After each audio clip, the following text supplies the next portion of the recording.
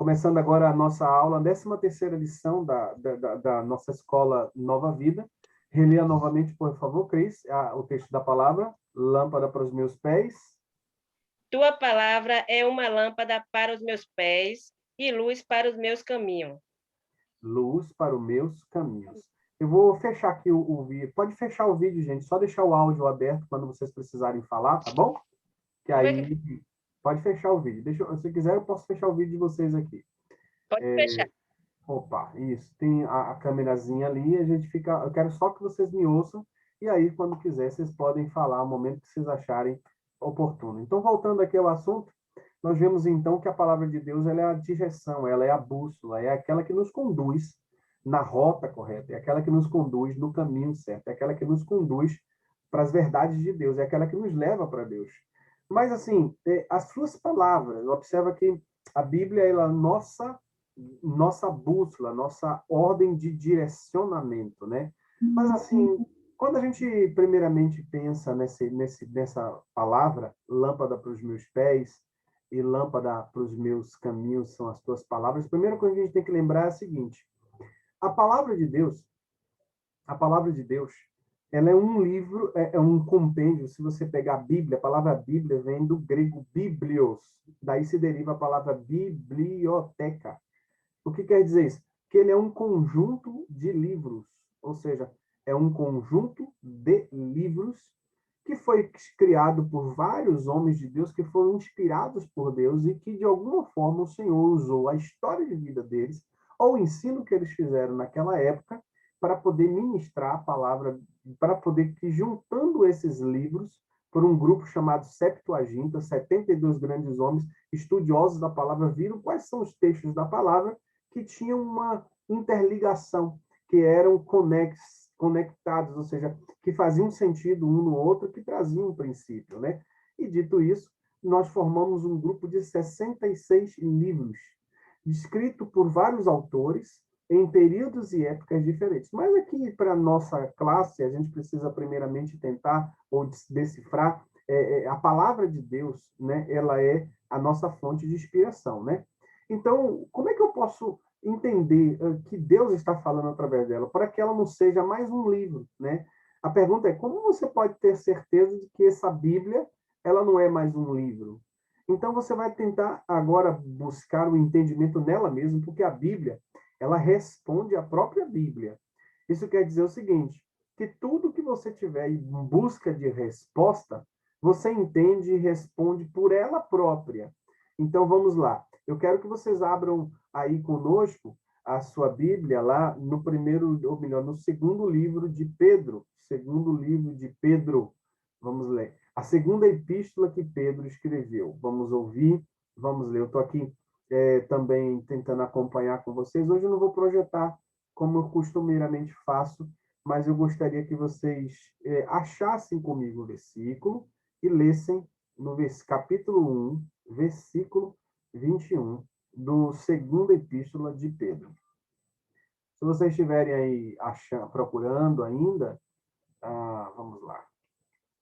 Se já acharam, sinalizem aí, abra o microfone e pode ler para mim. Se já acharam, pode ler para mim. Se vocês já estão com sua Bíblia aberta aí, já encontraram. Alguém aí pode abrir seu microfone e ler? Ou quer que eu leia daqui? Vamos lá.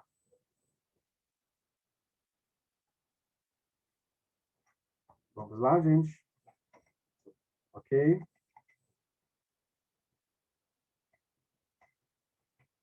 Bom. Segunda Pedro quanto, pastor? Capítulo 1, versículo 21. Obrigado. Vamos ler, então, o que a palavra do Senhor fala para nós. Olha lá. Eu vou projetar aqui a tela para vocês, porque a profecia nunca foi produzida, né, por vontade ou por origem da vontade humana, mas homens falaram da parte de Deus, impelidos pelo Espírito Santo. Vamos prestar atenção nessa fase. Então, toda a Bíblia, ela foi feita com base em uma inspiração que não foi humana. A Bíblia, ela não foi feita com inspiração da vontade humana, mas sim homens de Deus que falaram da parte de Deus. ou seja, usados por Deus e movidos pelo Espírito Santo para que deixassem aqueles registros. Então, a Bíblia, ela não é sozinha uma inspiração humana. Por exemplo, alguém sentou e disse, não, a partir de hoje eu estou afim de escrever uma Bíblia, falar sobre Deus. Não, a Bíblia nunca foi motivada por uma vontade humana, tá? A primeira coisa que eu preciso entender da palavra de Deus. Outra coisa que eu preciso compreender é que ela não é baseada apenas no escrito de uma pessoa. Ela é baseada em escrito de vários homens que tiveram experiências com Deus. Eu queria ler com vocês aqui o livro de 2 Timóteo, enquanto isso, 2 Timóteo 3, versículo 16. 2 Timóteo 3, versículo 16. Vamos lá? 2 Timóteo, capítulo 3, verso 16. Se vocês já estiverem aí achando a Bíblia, eu quero mostrar aqui para vocês, que vocês me acompanhem aqui no 2 Timóteo, capítulo 3, versículo 16. Se vocês estiverem juntos, vamos lá? Perdão, foi em Samuel, estou no versículo errado. 2 Timóteo. Alguém já achou aí, gente? Para ler para mim? Se você já achou, olha o que a Bíblia diz aí, ó. Renan, Brenda, lê para mim, Brenda. Vou ler aqui rapidinho. Pode estar no seu celular aí, ou tá no seu. Pode entrar. Pode ir. Tá, então eu vou ler aqui, ó. Vou ler aqui para você, ó. Toda a escritura é o que, gente? Divinamente, ela é inspirada por Deus. E ela é útil para o ensino. E ela também é para repreensão, para correção, para instrução na justiça. Vamos pensar um pouquinho. Toda a palavra, ela é inspirada por Deus. Para que ela serve? Para nos ensinar. Para que ela serve? Para nos repreender, para nos instruir em toda a justiça. Então, a Bíblia, ela é uma inspiração de Deus, ou seja, foi o próprio Deus que deixou o seu registro. Agora, como foi que ele deixou o seu registro? Através de vários homens que viveram com ele. Dizem que, ao todo, são mais de 40 ou 42 escritores que compuseram, né, a Bíblia, ou seja, pessoas. Moisés escreveu 5 livros, ele escreveu Salmo 90, por exemplo. Salmista Davi escreveu vários salmos, há quem Samuel. Então você vai ver vários homens de Deus que escreveram a história. Paulo, por exemplo, é um dos que mais escreveram epístolas, que são cartas, né? Ao todo são 13 cartas que Paulo escreve às igrejas. Então, você vai encontrar vários homens que escreveram e falaram das coisas de Deus.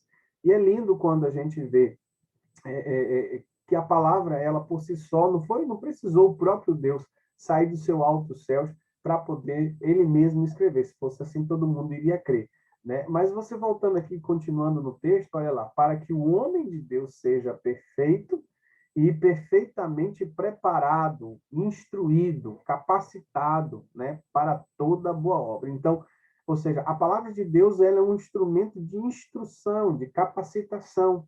Ela te mostra quem você é, ela te capacita para te levar mais longe. Ele te faz avançar, ela faz você ir mais além. A palavra de Deus, ela te capacita para você ter a sabedoria, para você não só ser apenas um conhecedor. É o único livro que, quando você lê ele, ela te lê. Quando você lê a Bíblia te lê. Ela fala de coisas na sua própria vida, ela fala de coisas que você está vivendo, ela fala de coisas que você está experimentando, ela fala de coisas que você está vivenciando em tua vida e Deus está, através daquela palavra, ministrando no teu coração. Nela você encontra respostas, nela você encontra direcionamento. Quem teria capacidade de fazer um livro tão eficiente que conseguisse alcançar de maneira tão profunda todas as áreas da vida de uma pessoa, se não fosse o próprio Deus?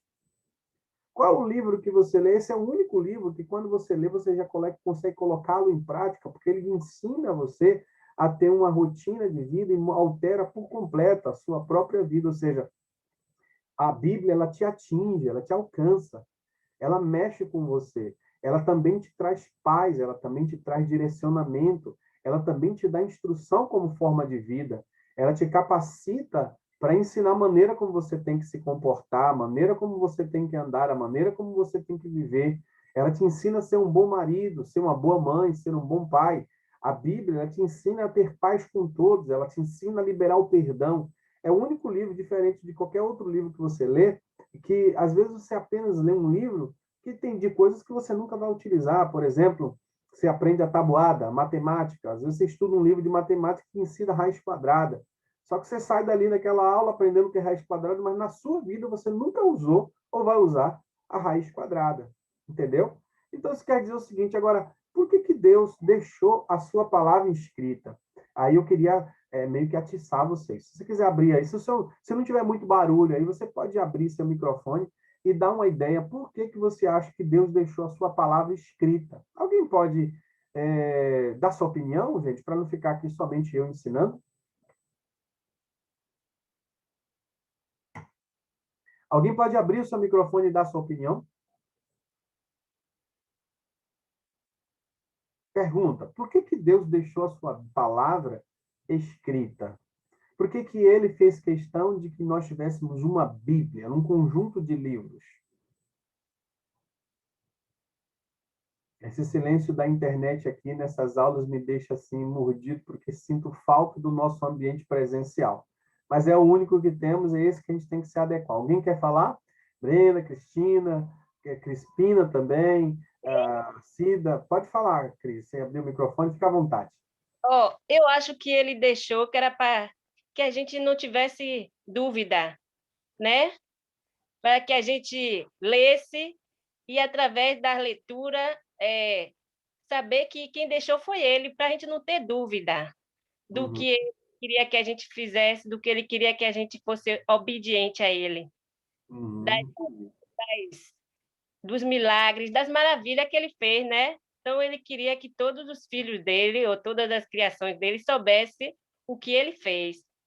Entendi. Mas assim, vamos pensar um pouquinho mais, né? A Cristina deu sua opinião. Alguém mais quer dar sua opinião, por exemplo? Porque pensando bem, bom, então Deus poderia falar conosco hoje, né? Tipo assim, ele poderia trazer uma revelação, ele poderia falar algo para a gente hoje, e a gente iria, com base naquilo que ele falasse, iria acreditar de qualquer forma. Então, pensa um pouquinho mais, por que ele deixou escrito, né? Será que ele não poderia falar conosco hoje? E teria que ser necessariamente escrito? Vamos lá, quem mais quer abrir seu microfone e dar sua opinião? Pronto, calma, gente, todo mundo tentando desse jeito falar e a gente não vai conseguir ouvir todo mundo, né? Ele queria que o evangelho dele fosse bem além, né? Uhum, Pregando, entendi. pregando o evangelho, né, dele.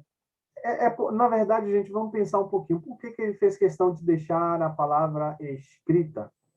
Ó, pensa comigo. Eu vou dar um recado para Maria, para Cida, que está aqui, que vai dar um recado para Cristina, que vai passar esse mesmo recado para Brenda, que vai passar esse mesmo recado para Renata, que depois vai chegar até a mim de novo. Aí vamos imaginar isso ao longo dos anos. Eu conto uma história e essa história é passada de pai para filho, de filho para pai, ou de filho para filho, de pai para filho, e aí seguidamente para neto, bisneto, tataraneto, ao longo dos anos. Você acha que aquele recado que você deu, Cristina, ali no começo, ou então aquele recado que eu mandei você dar, ele foi passado na íntegra para outra pessoa? Ah, eu acho que não chega igual, não. Você já teve o desprazer de mandar um filho comprar alguma coisa e de repente ele comprou outra coisa porque você deu um recado e ele traduziu outra coisa lá para o cara da venda e de repente o cara da venda vendeu aquilo que o filho pediu e não aquilo que você falou com o filho? Não, o próprio esposo. Já Ah, fez. então pensa comigo. Agora imagine a Bíblia, que é um compêndio de várias histórias ao longo de mais ou menos 2.400 anos. A Bíblia foi escrita em período de 2.400 anos por vários homens, né? Várias pessoas que tiveram, na verdade, acesso e escreveram. E aí, juntando todas aquelas histórias, agora imagine se aquela história não tivesse sido escrita. É, Então, provavelmente, aquela história que, se não tivesse sido escrita, ela não teria a mesma qualidade. É simples. Por isso que o Senhor fez questão de que a gente tivesse a Bíblia escrita. Logo, agora que fica aquela questão. Então, toda a palavra ela é inspirada por Deus. Ela é feita diretamente pelo próprio Deus, que inspirou pessoas para que deixassem seus registros. Deus, então, pela sua palavra, ele utiliza aquele instrumento para falar conosco, né? Então, você vai encontrar na palavra de Deus as respostas para aquilo que você busca. Só que a Bíblia, ela não nasceu desse jeito, que ela é dividida em dois módulos, digamos assim, que é o Antigo Testamento, que é a Antiga Aliança, e uma Nova Aliança, ou seja, a gente chama o período da lei, o período da graça, a gente chama os livros históricos até a vinda de Jesus, e quando Jesus então vem, ele muda a história, gerando essa aliança, nova aliança, isso chama-se Novo Testamento. A Bíblia ao todo são 39 livros no Antigo Testamento. Se você pegar aí o sumário da sua Bíblia, abre aí o sumário da sua Bíblia, você vai ver que ela tem 66 livros. 39 é do Antigo Testamento e 27 são do Novo Testamento. Agora, você pode observar a palavra de Deus que ela não era assim, são 66 livros que foram juntados. 39 ficaram no Antigo Testamento, antes de Jesus, e depois de Jesus nós temos aí 27 livros, que juntando ela toda dá 66.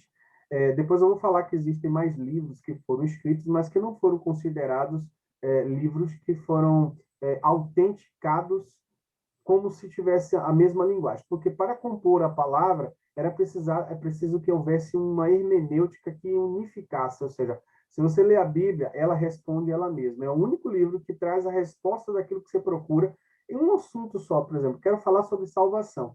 Você vai achar em vários livros o mesmo assunto da salvação. Então, você vai passear por vários livros sempre falando da mesma coisa e só consolidando aquela verdade.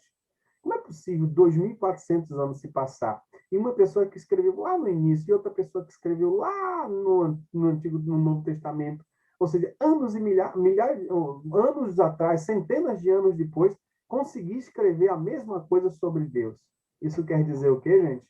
Quer dizer que o próprio Deus ele inspirou para que não houvesse dúvidas se que era Deus que estivesse ali falando. Então, só para você entender melhor, se você tiver com o seu sumário, sumário é aquele primeiro livro que você está vendo, né? Seja bem-vinda, nossa irmã Crispina. Eu vou deixar o áudio fechado para que você possa acompanhar, nos ouvindo, e logo em seguida, qualquer pergunta, é só abrir o seu áudio e você falar conosco nas horas que a gente dá a oportunidade para a gente concentrarmos, né? A palavra do Senhor, ela de alguma forma, ela é pura. Ou seja, como é que eu posso tentar? Pastor, eu acho que a Bíblia tem erro. A primeira coisa que eu preciso tentar, vamos ver aí, abre a sua Bíblia lá em Salmo 12, versículo 6. Aí eu vou deixar você ciente, eu estou voltando aqui ao texto, né? Salmo 12, versículo 6. Então, 12, versículo 6. Se você tiver sem Bíblia, só basta acompanhar aí, ó, conosco. Estão visualizando aí, gente, esse texto? Olha lá o Salmo 12, versículo 6, o que diz? Salmo 12, 6 diz: as palavras do Senhor são puras, como prata refinada em fornalha de barro, purificada 7 vezes. Então, vou repetir esse início, essa parte A do texto. As palavras do Senhor são puras. Isso quer dizer que na palavra do Senhor ela não há confusão. Na palavra do Senhor não há contaminação. Na palavra do Senhor não há dois sentidos, nem dois significados. Ele é sempre ou sim ou ele é não. Ele não tem um talvez. Ele não tem um se no meio. Ele é simplesmente transparente. O que ele disse lá, ele diz hoje. Ele é o mesmo ontem, ele é o mesmo hoje, será eternamente o mesmo. E essa é a hora que você diz um amém aí, se você estiver me acompanhando, estiver aí nos ouvindo. Vamos lá. Aí eu quero também que você abra comigo no Salmo 119, versículo 105. Eu vou agora, de novo, aqui ó, abrir para vocês, Salmo 119, versículo 105. Amém, pastor. Estão conseguindo me ouvir direitinho? Estão aprendendo aí, gente? Quando chegar a hora, vocês podem tirar mais dúvidas e perguntas. Só basta levantar a mãozinha ou sinalizar aí que a gente gostaria de ouvir vocês também. Vamos ver aí. Eu li o Salmo 119, versículo 105, que foi o primeiro versículo que a gente começou, né? Lâmpada para os meus pés é a tua palavra e luz para o meu caminho. Mas eu quero ler Salmo 119, agora o versículo 160. Salmo 119, versículo 160. Vamos ouvir? A tua palavra é a verdade. Tem gente que ainda está procurando, né? Se você estiver procurando aí, abre seu microfone aí. Quem pode ler para mim aí junto? Pode olhar aí no celular ou onde você estiver no computador e ler para mim esse texto do Salmo 119, versículo 160, por favor. A tua palavra é a verdade desde o princípio e cada um dos teus juízos dura para sempre. Opa! Vamos lá. A tua palavra é a verdade desde o princípio e cada um dos seus juízos dura Para para sempre. sempre. Isso quer dizer que a palavra de Deus é um instrumento eterno. Que a palavra de Deus é algo que não passa. Ou seja, é uma palavra que dura para sempre. Então, Deus ele é tão sábio na sua infinita sabedoria, fez um livro onde a gente pudesse se inspirar nele, ouvir a direção dele, e ele não passa, ou seja, ele não é desatualizado. O que a Bíblia ensina, ela não é para os mais velhos. O que a Bíblia ensina não é para como eu posso dizer, para alguma classe de pessoas. Por exemplo, tem livros que você vai ler que, por exemplo, que é só feitos para psicólogos. Tem livros que só vai falar de teorias que só advogado vai entender, juízes vão ler, entender. Livros para medicina que talvez somente o médico consiga entender. Esse é o único livro que ele transcende, que vai atingir todas as classes sociais, alcança todas as pessoas, seja sábio ou seja nécio, estudado ou não. E outra, ele não tem validade. Ou seja, a Bíblia eu não vou usar, porque essa aqui já foi para aquele tempo. Ela é para antigamente, para hoje e será amanhã. Então, se vocês estiverem compreendendo, me entendendo, vamos ler também Mateus 24, versículo 35. Mateus 24, versículo 35. Mateus 24, 35. Me acompanhe na sua Bíblia, que é a melhor maneira da gente, assim, ouvir, tá? Olha lá. Se o versículo já estiver exposto para você, diz assim. Quem pode ler para mim, por gentileza? Alguém que ainda não leu, se quiser também se habilitar, fica à vontade. Está aí na tela. O céu e a terra passarão, mas as minhas palavras não há de passar. Opa! Se o próprio Deus inspirou a Bíblia e a palavra dele, isso quer dizer o quê, gente? Que as suas palavras são eternas, elas não passam. Isso quer dizer que ela alcança a geração antiga, a geração nova. Isso quer dizer o quê?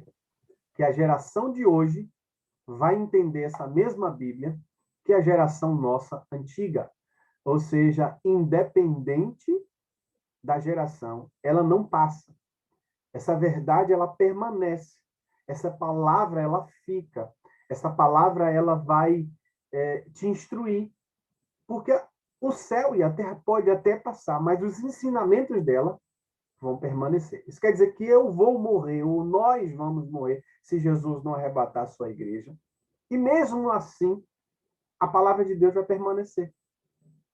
Ainda que o céu passe, ainda que a terra se acabe, se destrua, caia um cometa, a palavra e o ensino dele permanece para sempre.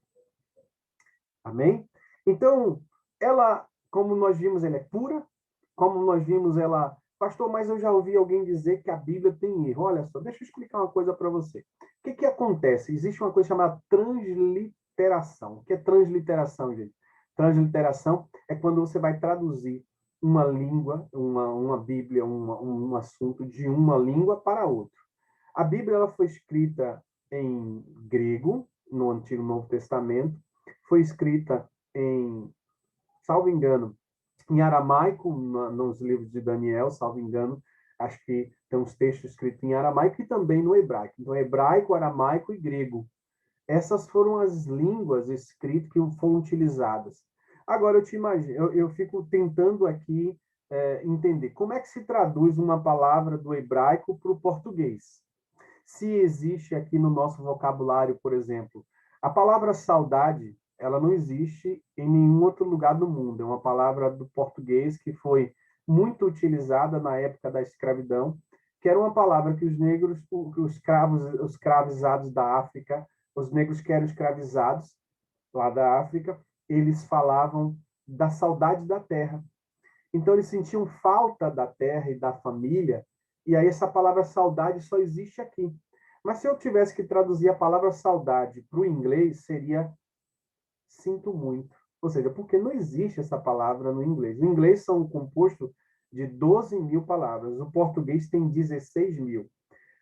Dizem que a língua portuguesa está qualificada entre as 5 a 6 línguas mais difíceis do mundo.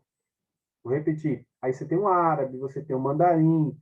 Dentre todas essas línguas, a mais difícil de se traduzir, dizem que são 6. Dentre elas, o português está no bolo.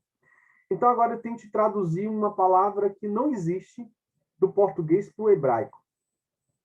Então, isso chama-se transliteração. Quando eu vou transferir uma linguagem que não existe para traduzir algo, uma linguagem de um canto para outro, eu estou fazendo a transliteração. Na transliteração do hebraico para o português, algumas palavras foram substituídas, mas não quer dizer que foram erradas.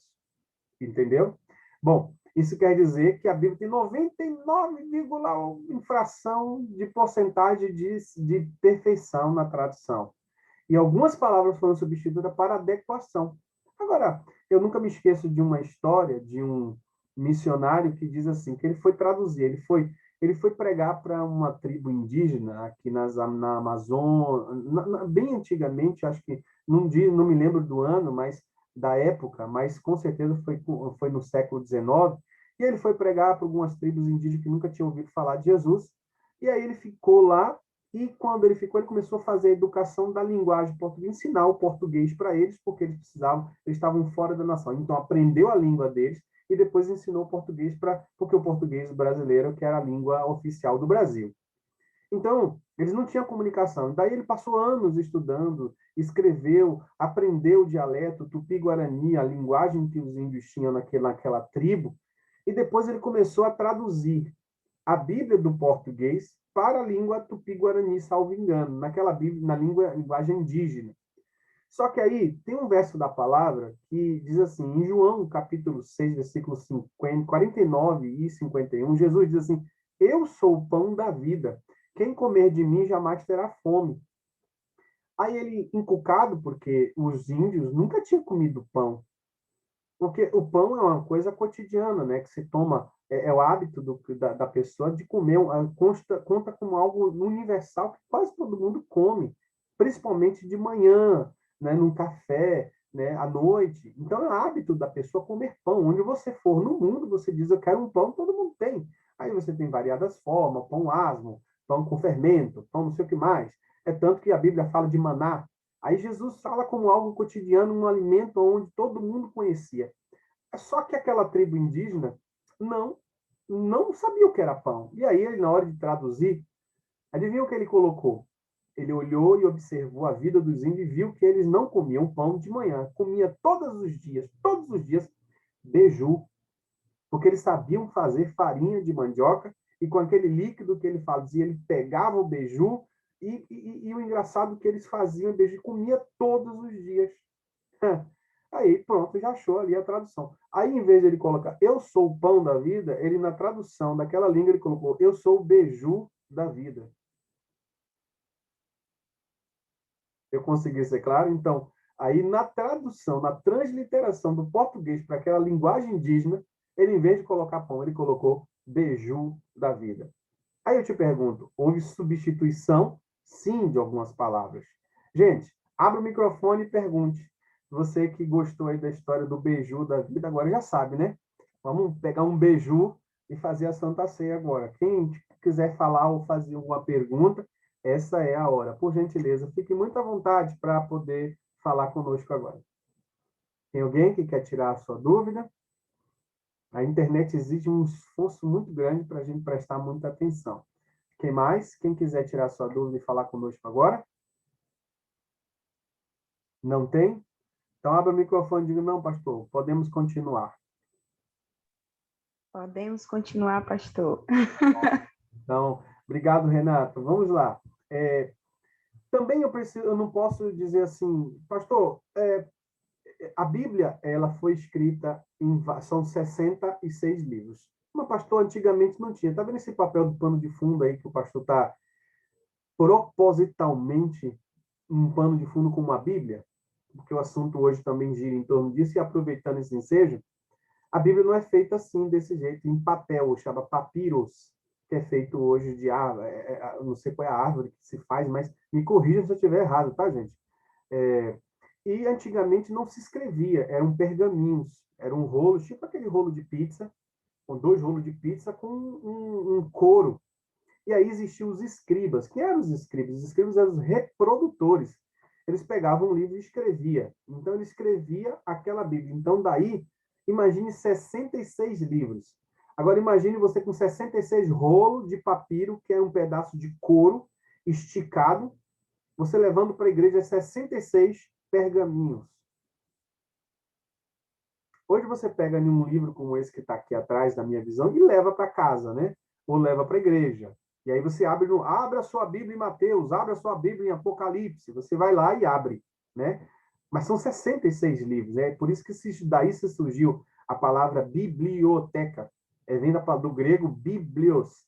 Biblios significa conjunto de livros. Então, que esse conjunto de livros são 66 livros.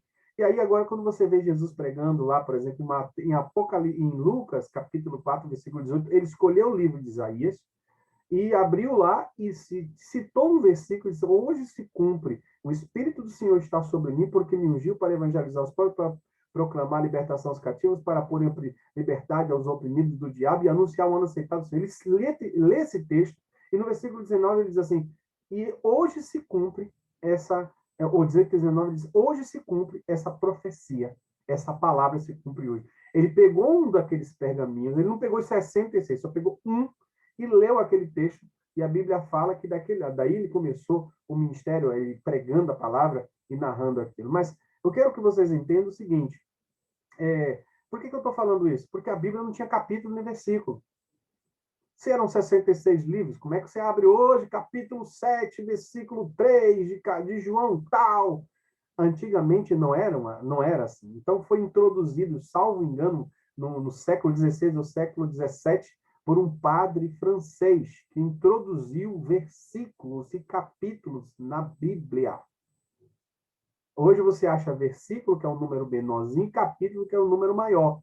Só que Paulo não escreveu por capítulos, João não escreveu por capítulos, só que ele foi particionado desta forma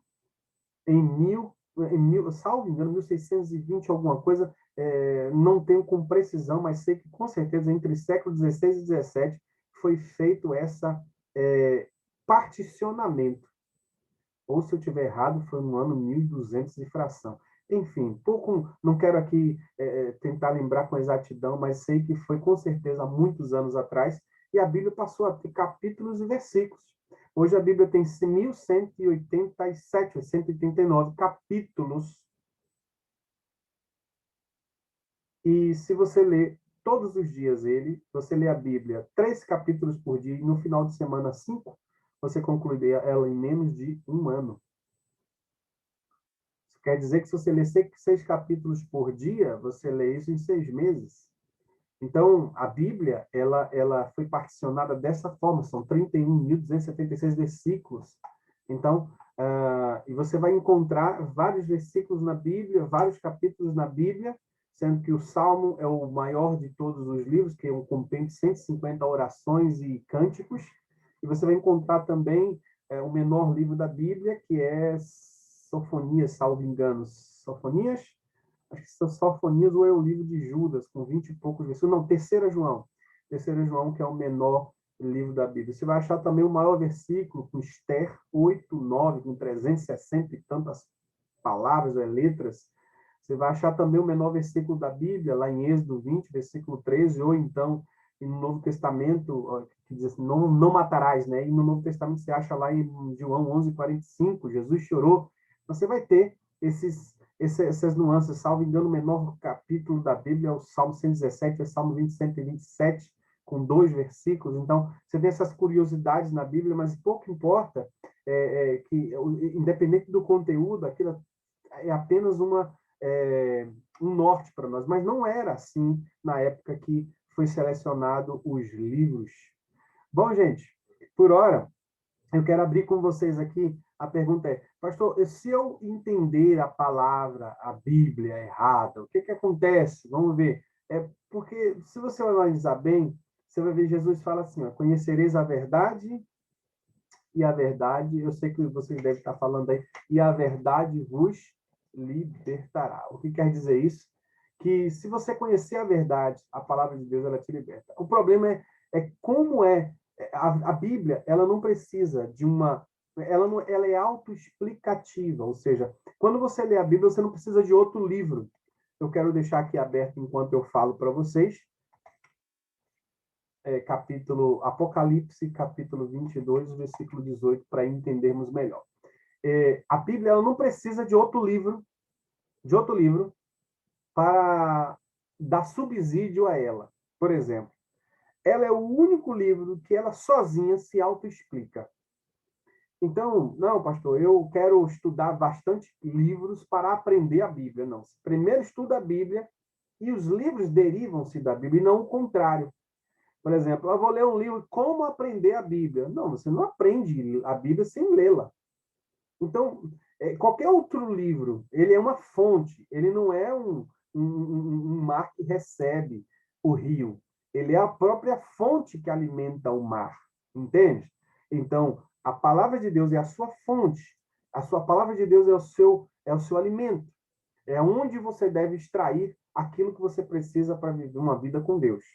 Olha lá o que diz Apocalipse 22, versículo 18 e 19.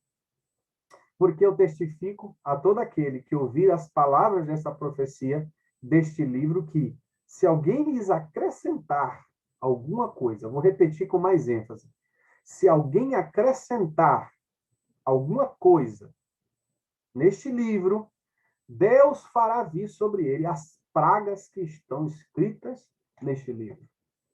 E se alguém tirar, ali ele fala se alguém acrescentar, e agora ele fala, se alguém tirar quaisquer palavras do livro desta profecia, ou seja, dessa palavra, da Bíblia, Deus tirará a sua parte do livro da vida e da cidade santa e das coisas que estão escritas neste livro. Está aí o perigo de você traduzir a Bíblia ao seu mero entendimento.